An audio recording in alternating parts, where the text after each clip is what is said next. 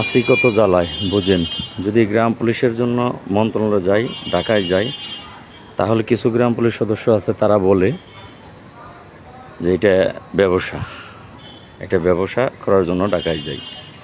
আবার যদি ঢাকায় না যাই তাহলে তারা আবার বলে যে আমি পারবো না, এই কারণে থেমে গিয়েছি। আমি যদি ফেসবুক ব্যবহার করি তাহলে কিছু গ্রাম পুলিশ বলে ফেসবুকে ব্যবসা করি।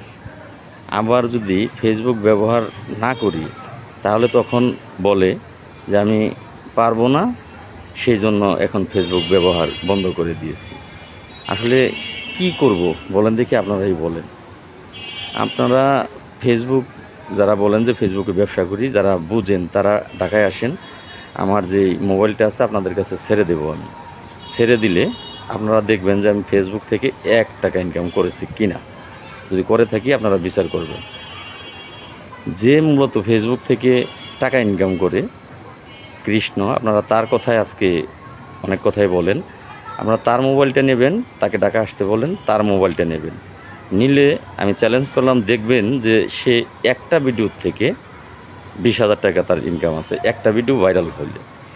এখন সত্য আর মিথ্যার সংমিশ্রণে যখন সেই ভিডিওটা ভাইরাল হয় তখন সেই ভিডিও থেকে তার টাকা ইনকাম আসে 15,000, 20,000, 25,000। সত্য মিথ্যা বললে সে বলে, কারণ তার টাকা আসে। পরে কি হবে সেটা পরের বিষয়। সে জানে যে মিথ্যা কথা বললেও পরে কিচ্ছু হবে না, কিন্তু টাকাটা তো আসতেছে। আর গ্রাম পুলিশ সদস্যরা তার কথা বিশ্বাস করে তাকে লাইক, কমেন্ট, শেয়ার বেশি বেশি করছেন, তার টাকা ইনকামের রাস্তা করে দিচ্ছেন। মূলত যে ব্যবসার জন্য, ফেসবুকে ব্যবসার জন্য এই সত্য মিথ্যা বলছে, আসলে আপনারা প্রমাণ চান না। আপনারা প্রমাণ চান কৃষ্ণকেও ডাকা ডাকেন, আমাকেও ডাকা ডাকেন। আমি যদি ফেসবুক ব্যবসার জন্য এগুলো করে থাকি তাহলে আমার মোবাইলটা আপনাদের কাছে ছেড়ে দেবো। আপনারা দেখবেন যে ফেসবুক থেকে 1 টাকা আমি ইনকাম করেছি কিনা। আর তার মোবাইলটাও নেবেন, নিয়ে দেখবেন যে সে ফেসবুক থেকে এই একটা ভিডিওতে কত টাকা পায়, এটা আপনারা দেখবেন। তো যাই হোক, আপনাদের কাছে অনুরোধ রইল, আমি গ্রাম পুলিশের কাজ করি বা না করি, কিন্তু মিথ্যা অপবাদ কাঁধে নিয়ে আমি বাড়ি যাব না। আমি এর সত্যটা উদ্ঘাটন করব অবশ্যই। তিনি বিভিন্ন অভিযোগ করেছেন, লক্ষ লক্ষ টাকা আমি হাতিয়ে নিয়েছি।